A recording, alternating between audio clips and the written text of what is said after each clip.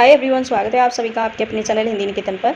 शिक्षक भर्ती से रिलेटेड या फिर बीपीएससी से रिलेटेड कोई भी महत्वपूर्ण अपडेट होती है, सबसे पहले आपके अपने चैनल हिंदी निकेतन के माध्यम से अपडेट आपको दी जाती है। साथ ही मैं उन सभी लोगों से कहना चाहूँगी जो कहीं ना कहीं किसी भी एग्ज़ाम की तैयारी कर रहे हैं, उन सभी के लिए ये चैनल बहुत ही यूज़फुल हो सकता है।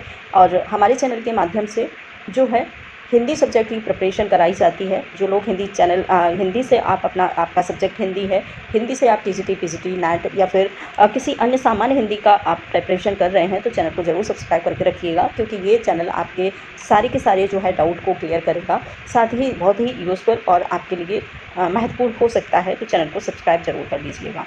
यहाँ पर हम देखेंगे सबसे पहले आपका जो है एक हिंदी का प्रैक्टिस सॉल्व करेंगे आज हम, और इसमें लगभग 30 प्रश्नों को सॉल्व करेंगे। इससे पहले भी हमने जो है प्रैक्टिस सेट सॉल्व किए हैं, और ज़रूर आप बताइए कि ये प्रैक्टिस सेट जो हम सॉल्व कर रहे हैं आपको कैसा लगा। साथ ही ऐसे ही और प्रैक्टिस सेट सॉल्व किए जाएँ या नहीं, या फिर कुछ और किया जाए, तो वैसा आप अपना डिसीजन ज़रूर दीजिएगा। ठीक है, यहाँ पर सबसे पहले हम पहला प्रश्न देखेंगे। मैं के स्थान पर हम का प्रयोग किस बोली में करते हैं। बहुत ही महत्वपूर्ण ये प्रश्न है, बहुत बार एग्जाम में रिपीट होता है, लगभग मोस्टली हर एग्ज़ाम में ये आता है प्रश्न। तो इसी को आप हो सके तो नोट डाउन कर लें तो और ज़्यादा अच्छी बात है। तो यहाँ पर हम देखेंगे कि मैं के स्थान पर किस बोली में हम का प्रयोग होता है। ऑप्शन दिए हो, खड़ी बोली है, बुंदेली है, और ब्रज भाषा है, अवधि है। आंसर इसका हो जाएगा डी सही, अवधि भाषा। ठीक है, अवधि भाषा में मैं के स्थान पर हम का प्रयोग होता है। ठीक है, अब देखेंगे कि जो अवधि भाषा है इसका क्षेत्र कहाँ पर है, कहाँ का ये अवधि भाषा बोली जाती है, ये भी आप लोग ध्यान रख लीजिएगा। सबसे पहले हम देखेंगे प्रयागराज। ठीक है, प्रयागराज। दूसरा है कौशाम्बी, कौशाम्बी में बोली जाती है। दूसरा फतेहपुर, फतेहपुर। ठीक है, रायबरेली, सीतापुर। ठीक है, रायबरेली और सीतापुर। लखनऊ, लखनऊ।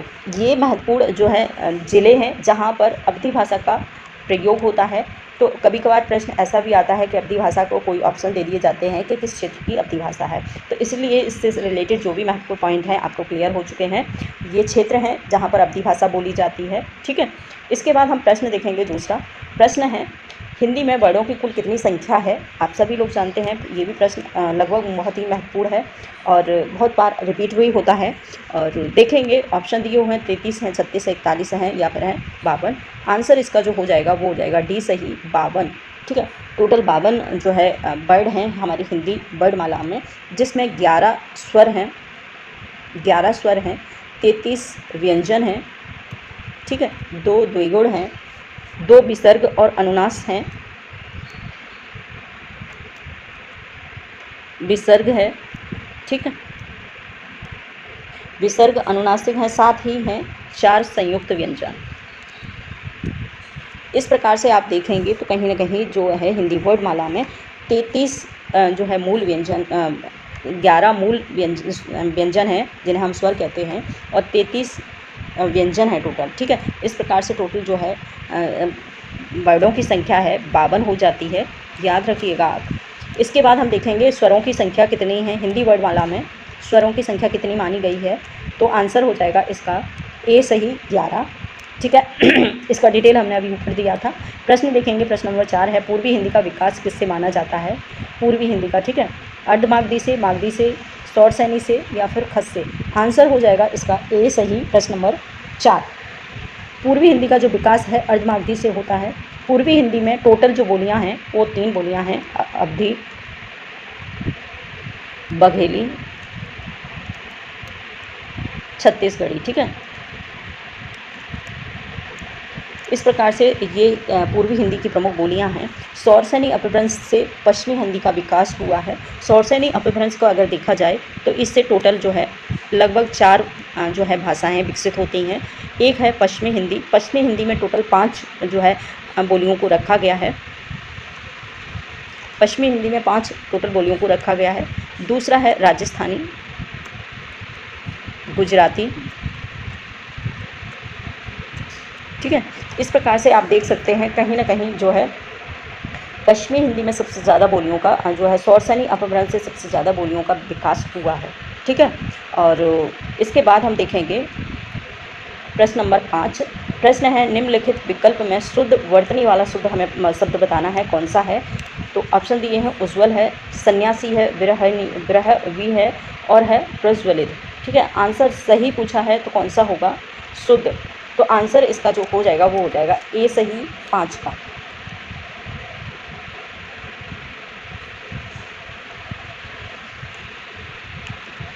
ठीक है, आंसर जो इसका हो जाएगा सही वो होगा सी सही, सॉरी हमने ए बताया पहले और इसको कट कर दीजिएगा। आंसर इसका जो मूल रूप से होगा वो होगा सी सही, प्रज्वलित। ठीक है, प्रश्न देखेंगे नेक्स्ट दूसरा, निम्नलिखित में विकल्पों में अशुद्ध वर्तनी वाला शब्द कौन सा है। ऑप्शन दिए हुए आधीन है, आशीर्वाद है, अनुगृहित है, श्रृंगार है। ठीक है, अशुद्ध शब्द बताना है, आंसर इसका जो हो जाएगा 6 का वो हो जाएगा ए सही। आधीन नहीं होता, अधीन होता है, अधीन शुद्ध शब्द जो होगा अधीन होगा। इसके बाद देखेंगे प्रश्न नंबर 7, व्यर्थ का कौन सा संधि विच्छेद सही है। व्यर्थ शब्द का हमें संधि विच्छेद बताना है, कौन सा सही है वो देखेंगे। और ऑप्शन दिए हुए हैं व्यय धन अर्थ है, व धन अर्थ है, वि धन अर्थ है या फिर व्यय धन अर्थ है। आंसर 7 का हो जाएगा सी सही, वि धन अर्थ। ठीक है, वि धन अर्थ आंसर हो जाएगा सी सही। प्रश्न देखेंगे नेक्स्ट दूसरा, प्रश्न नंबर है 8, स्वर संधि के कितने भेद हैं। आप सभी लोगों ने संधियाँ पढ़ी होंगी। मूल रूप से संधियाँ जो हैं हमारी 3 भेद होते हैं। पहला होता है स्वर संधि, व्यंजन संधि और विसर्ग संधि। ठीक है, 3 जो है संधियों का प्रयोग होता है मूल रूप से हमारे हिंदी भाषा में। और सबसे जो महत्वपूर्ण जो है पूछा है कि विसर्ग संधि के भाग कितने, सॉरी स्वर संधि के कितने भाग हैं। तो इसका जो आंसर हो जाएगा स्वर संधि के जो भाग हैं वो होते हैं 5। ठीक है, कौन कौन से होते हैं ये भी आप देख लीजिएगा। पहला होता है वृद्ध संधि, दीर्घ संधि, क्रम मत आप देखिएगा, क्रम इधर का उधर हो सकता है। दीर्घ संधि, वृद्ध संधि, यड़ संधि, गुण संधि और होती है अयाधि संधि, अयाधि संधि। इस प्रकार से 5 टोटल जो है स्वर संधि के भेद होते हैं। ठीक है, आंसर हो जाएगा हमारा बी सही। प्रश्न देखेंगे 9, किस शब्द का निर्माण निर उपसर्ग से हुआ है। निर, ठीक है, आप लोग देख सकते हैं निर उपसर्ग से किस शब्द का निर्माण हुआ है ये बताना है। निर्दर्शन, निरोध, ठीक है, निरूपण और निर्भर, ये प्रमुख जो है शब्द दिए हुए हैं। आंसर इसका जो होगा वो हो जाएगा डी सही। आंसर जो होगा डी सही, निर्भर। निर उपसर्ग से बना जो शुद्ध शब्द है वो है निर्भर, यानी कि आंसर डी सही है। यहाँ पर आप लोग देख सकते हैं नेक्स्ट जो दूसरा प्रश्न है, प्रश्न नंबर है 10, कौन सा शब्द तद्भव तत्सम युग्म अशुद्ध है। तद्भव और तत्सम शब्द का जो योग है वो गलत है ये पूछा है। सुई सूची है, खीर क्षीर है, भात भक्त है या फिर प्रियतम प्रिय है। आंसर इसका जो हो जाएगा वो हो जाएगा डी सही। अशुद्ध शब्द पूछा है, ठीक है, ये आप लोग याद जरूर रखिएगा। यहाँ में बहुत ज़्यादा मिस्टेक होते हैं शुद्ध और अशुद्ध में। ठीक है, तो आंसर इसका जो हो जाएगा अशुद्ध शब्द है वो है अशुद्ध योग में बताइएगा, वो है डी सही। ठीक है, प्रियतम का प्रिय, इसका जो होगा वो हो जाएगा सही शब्द इसका होगा वो हो जाएगा डी सही। ठीक है, प्रियतम प्रिय। इसके बाद हम प्रश्न नंबर देखेंगे 11। प्रश्न है वे शब्द जिनकी उत्पत्ति का पता नहीं चलता उसे क्या कहते हैं। देखा होगा आपने, और हमारे हिंदी भाषा में कुछ शब्दों का जो है प्रारंभ होता है, उन शब्दों का जो है किस प्रकार से किस आधार पर इनका जो है प्रचलन होता है, उन सभी को ध्यान में रखते हुए जो है शब्दों का विभाजन भी किया गया है। यहाँ पर देखेंगे किस प्रकार के शब्द होते हैं जो दो जो है भाषाओं से मिलकर बनते हैं। सॉरी, यहाँ पर पूछा है कि वे शब्द जिनकी उत्पत्ति का पता नहीं चलता है उसे क्या कहते हैं, तो उन्हें आंसर जो हो जाएगा वो हो जाएगा बी सही। देशज भाषा कहते हैं जिन शब्दों की उत्पत्ति का पता नहीं चलता है या फिर वो खुद ही अपनी बोलचाल के भाषा के आधार पर उनका प्रयोग होने लगता है, तो उन शब्दों को हम देशज भाषा देशज शब्द कहते हैं। ठीक है, इसके बाद हम देखेंगे प्रश्न नंबर है 12, सिंधुजा किसका पर्यायवाची शब्द है। ऑप्शन है समुद्र का है, मछली का है, लक्ष्मी का है या फिर है कमल का। तो आंसर जो हो जाएगा प्रश्न नंबर 12 का वो हो जाएगा बी सही, लक्ष्मी का ये जो है पर्यायवाची शब्द है सिंधुजा। ठीक है, सिंधुजा पर्यायवाची शब्द जो है लक्ष्मी का है और आंसर हो जाएगा बी सही, लक्ष्मी। प्रश्न देखेंगे हम नेक्स्ट दूसरा प्रश्न है, प्रश्न नंबर है 13। प्रश्न है विज्ञ शब्द का विलोम क्या है। विज्ञ का हमको विलोम बताना है, विज्ञ शब्द का। आंसर हो जाएगा प्रश्न नंबर 13 का है आंसर। आप लोग खुद ही कमेंट करके बता भी सकते हैं, कमेंट भी कीजिएगा आप लोग। तो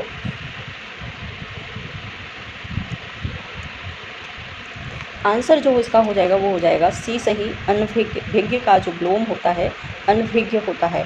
विज्ञ का जो विलोम है वो है अभिज्ञ। ठीक है, अभिज्ञ का विलोम है वो है अनभिज्ञ। तो इस प्रकार से आप देख सकते हैं जो आंसर इसका होगा अनभिज्ञ हो जाएगा। ठीक है, प्रश्न नंबर 14 को देखेंगे। संस्कृत शब्द में उपसर्ग है, संस्कृत जो शब्द है उसमें एक उपसर्ग का प्रयोग हुआ है, वो उपसर्ग हमको बताना है कि कौन सा है। यहाँ पर देखेंगे आप लोग, संस्कृत स उपसर्ग है, सन है, सम है या फिर स्व है। आंसर इसका जो होगा प्रश्न नंबर 14 का। ठीक है, आंसर इसका जो हो जाएगा वो हो जाएगा डी सही, सम। ठीक है, सम उपसर्ग से संस्कृत शब्द की व्युत्पत्ति होती है। ठीक है, प्रश्न नंबर देखेंगे 15। विलाप शब्द में प्रत्यय है कौन सा। प्रत्यय आपको पता है, प्रत्यय किसी शब्द के पीछे जुड़ता है और उसके शब्द के अर्थ में परिवर्तन हो जाता है। किसी शब्द के अर्थ पीछे जो जुड़ने वाले शब्दों के उसके मूल जो शब्द होता है उसके अर्थ में परिवर्तन हो जाता है, उसे हम प्रत्यय कहते हैं। प्रत्यय है और पूछा है कि विलाप शब्द में प्रत्यय है कौन सा है। पा प्रत्यय है या फिर आप प्रत्यय है, अलाप है या फिर लाप है। तो यहाँ पर देखेंगे विलाप शब्द में जो है कौन सा है, आप जो है कमेंट भी कर सकते हैं। आंसर इसका जो हो जाएगा प्रश्न नंबर 15 का वो हो जाएगा बी सही। ठीक है, आप प्रत्यय इसमें लगता है और विलाप शब्द में। प्रश्न नंबर है 16। ममता किस प्रकार की संज्ञा है। जातिवाचक संज्ञा है, व्यक्तिवाचक संज्ञा है, द्रव्यवाचक है या फिर है भाववाचक। आपको पता है हिंदी भाषा में मूल रूप से 5 प्रकार की जो है संज्ञा का प्रयोग होता है, जिसमें आप यहाँ देख सकते हैं जातिवाचक, व्यक्तिवाचक, द्रव्यवाचक, भाववाचक संज्ञा यहाँ पर दी हुई है। ठीक है, तो इसमें पूछा है कि ममता शब्द है उसमें कौन सी संज्ञा का प्रयोग हुआ है, जातिवाचक संज्ञा का, व्यक्तिवाचक का या फिर जो है प्रश्न नंबर 15 का देखेंगे।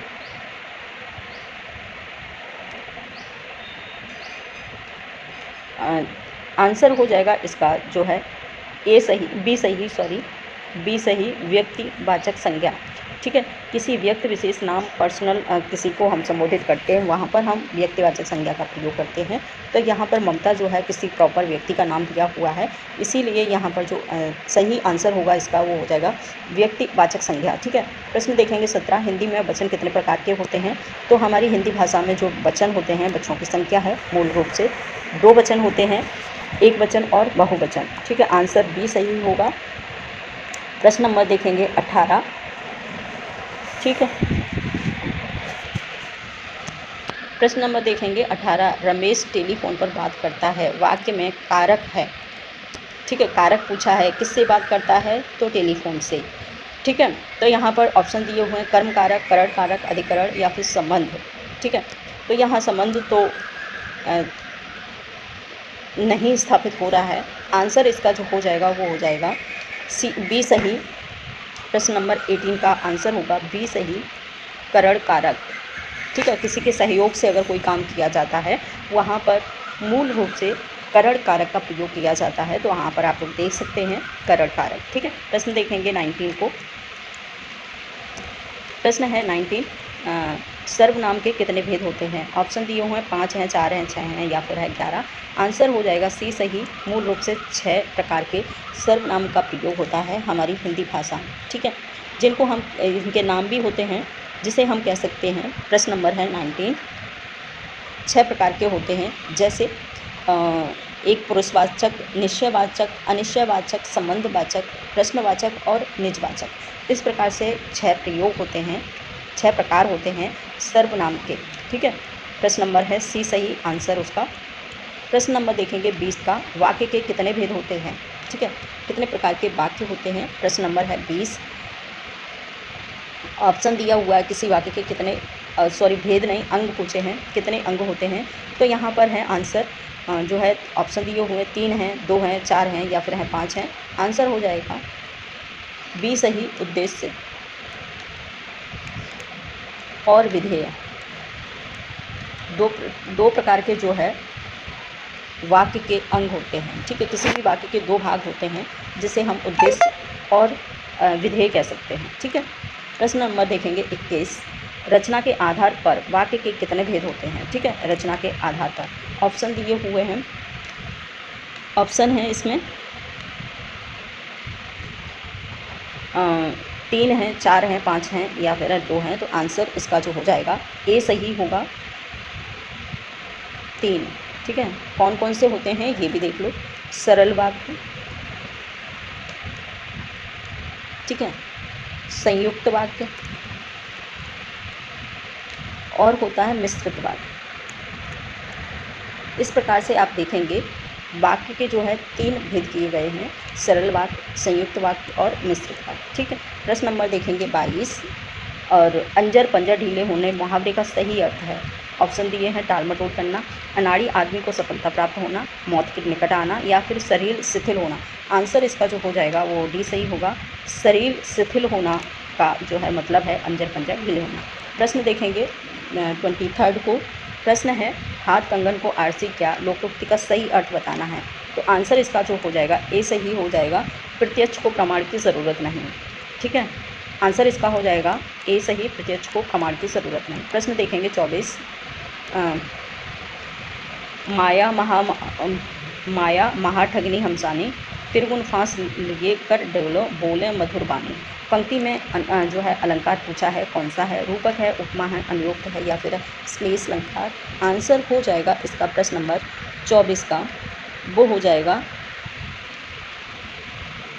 सी सही, ठीक है, श्लेष अलंकार। आंसर हो जाएगा श्लेष अलंकार, ठीक। प्रश्न देखेंगे हम 25, प्रश्न नंबर है 25, जाकी रही भावना जैसी, प्रभु मूरत देखी तिन तैसी। उपयुक्त पंक्तियों में अलंकार कौन सा है ये बताना है। ऑप्शन दिए हुए हैं करणमाला जो अलंकार है, उल्लेख अलंकार है, काव्य अलंकार है या फिर अनुयुक्त अलंकार। आंसर इसका जो हो जाएगा वो हो जाएगा डी सही, उल्लेखनीय अलंकार, ठीक है। जहाँ पर जिस किसी शब्द में किसी का उल्लेख या विवरण दिया जाता है वहाँ पर हम उल्लेख अलंकार का प्रयोग करते हैं। आंसर हो जाएगा 25 का डी सही, उल्लेख अलंकार, ठीक है। प्रश्न देखेंगे नेक्स्ट दूसरा 26, विज्ञापन बनाते समय ध्यान रखने वालों के संबंध में कौन सा विकल्प गलत है।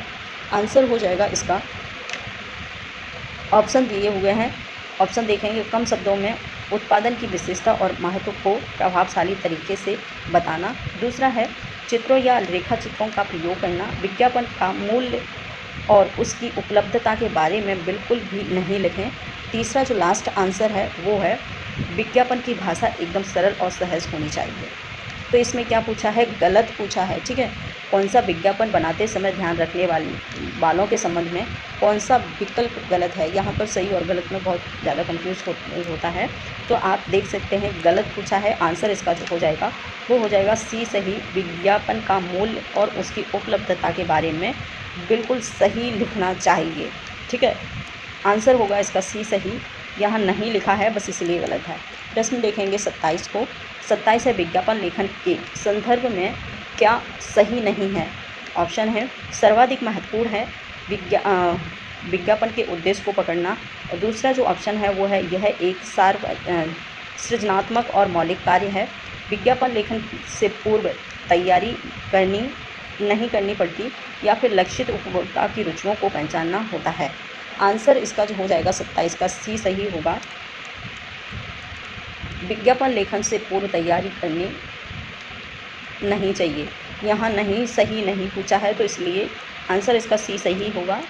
प्रश्न देखेंगे 28 को, औपचारिक पत्र कितने अंग होते हैं। औपचारिक पत्र आपने पहले सुने होंगे, अनौपचारिक और औपचारिक 2 प्रकार के लेटर होते हैं हमारे हिंदी भाषा में, और जिसमें पूछा है कि औपचारिक जो पत्र होते हैं उसके कितने अंग होते हैं, 6, 8, 3 या फिर 2। तो आंसर इसका जो हो जाएगा 28 का ए सही हो जाएगा, 6 पार्ट होते हैं टोटल, ठीक है। आंसर इसका हो जाएगा 6। प्रश्न देखेंगे 29 को। प्रश्न है, किस प्रसिद्ध थिएटर अभिनेता को आधुनिक भारतीय विज्ञापन का जनक के रूप में भी जाना जाता है? किस जो है एक प्रसिद्ध थिएटर अभिनेता को आधुनिक भारतीय विज्ञापन का जनक माना जाता है? ऑप्शन दिए हुए हैं, गिरीश कर्नाड हैं, विजय तेंदुलकर हैं, टॉम ऑल्टर हैं, या फिर एलिक परमसिंह हैं। आंसर इसका जो हो जाएगा 29 का, वो हो जाएगा डी सही, एलिक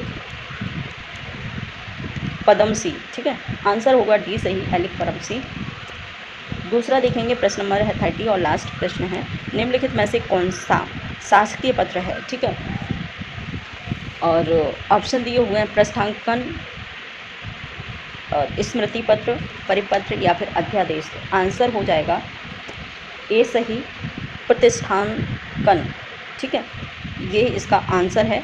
तो आज इतना ही। इसके बाद नेक्स्ट जो दूसरा वीडियो हो इसी से संबंधित होगा, प्रैक्टिस सेट से संबंधित। जो लोग चाहते हैं कि प्रैक्टिस सेट आपको करना ज़रूरी है तो कमेंट में ज़रूर शेयर करें, ठीक है। थैंक यू, आज इतना।